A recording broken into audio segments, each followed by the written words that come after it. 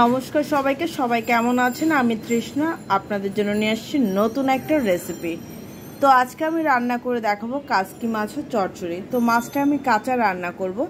মাছটাকে লবণ, হলুদ আর তেল দিয়ে আগে মাখিয়ে রাখবো। লবণ দিয়ে দেওয়ার পর দিয়ে দেব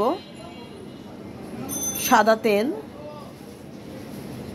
দিয়ে দেব কিছুটা হলুদ। তো চলো এখন এটাকে সুন্দর করে আগে মেখে নেই। দেখো মাছটা কিন্তু খুব সুন্দর মতন আমি আলতো আলতো করে মেখে নিয়েছি।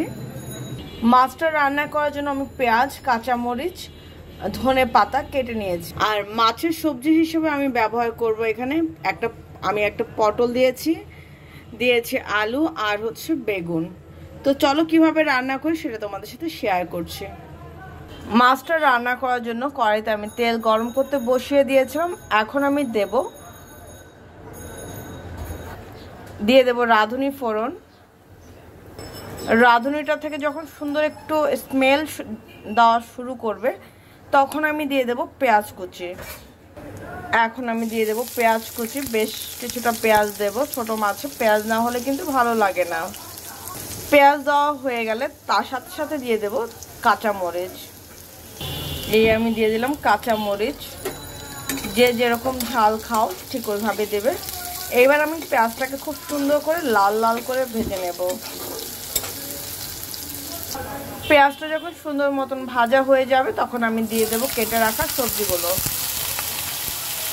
দিয়ে দেব স্বাদ অনুযায়ী লবণ, দিয়ে দেবো 1 চামচ হলুদের গুঁড়া, দিয়ে দেবো 1 চামচ ধনিয়া গুঁড়া।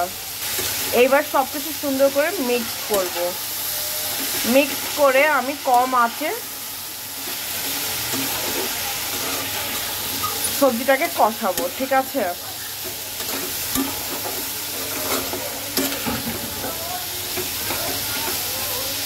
তো চলো আমার মিক্স করা হয়ে গেছে, এখন আমি ঢেকে দেব। দেখো আমার কিন্তু খুব সুন্দর মতন সবজিটাকে কষানো হয়ে গেছে। এখন আমি দিয়ে দেব জল। জল দেওয়ার সাথে সাথে দিয়ে দেব হচ্ছে মাছগুলি, যেহেতু আমার মাছগুলো কাঁচা। এই আমি দিয়ে দিলাম জল।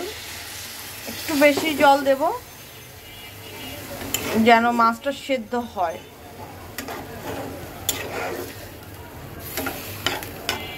তো সবজির সাথে জলটাকে সুন্দর করে মিক্সড করে দেব।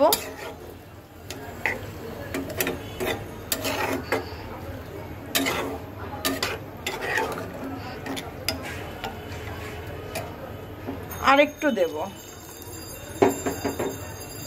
তো এখন আমি মাছগুলি দিয়ে দেব। এই আমি মাছগুলো দেখো সুন্দর করে বিছিয়ে দেব।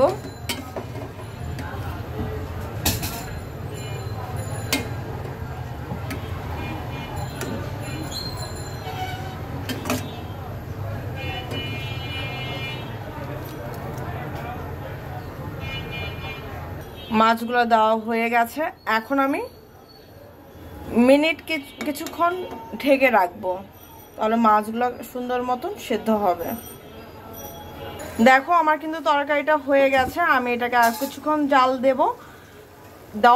নামানোর আগে আমি দিয়ে দিলাম কিছুটা ধনে পাতা, ফ্রেশ ধনে পাতা যদি থাকে দেবে, ফ্রোজেন থাকলে ফ্রোজেন দেবে, যদি না থাকে না দেবে। তো আমি একটু হালকা নেড়ে দেব। নেড়ে দেওয়ার পর আর নাড়বো না। এই হয়ে গেল। ধনে পাতাটা একটু ভিতরেও যাবে, একটু জাল হবে। তো এটা এখন হতে থাক। হওয়ার পরে নামানোর আগে তোমাদের সাথে শেয়ার করছি। দেখো আমার কিন্তু চচ্চড়াটা হয়ে গেছে। এখন আমি এটাকে নামিয়ে নেব।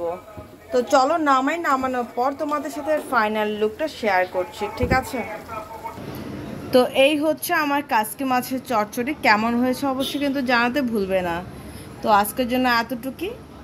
সবাই ভালো থেকো, সুস্থ থেকো, আমার জন্য আশীর্বাদ করো, আমি যেন নিত্য নতুন তোমাদের জন্য ভিডিও আনতে পারি। আর প্লিজ যদি আমার ভিডিওটা ভালো লাগে তোমরা প্লিজ তোমার ফ্রেন্ড সার্কেল, আত্মীয় স্বজনের মধ্যে শেয়ার করে দিও, ঠিক আছে? তো আজকের জন্য এতটুকুই। টাটা।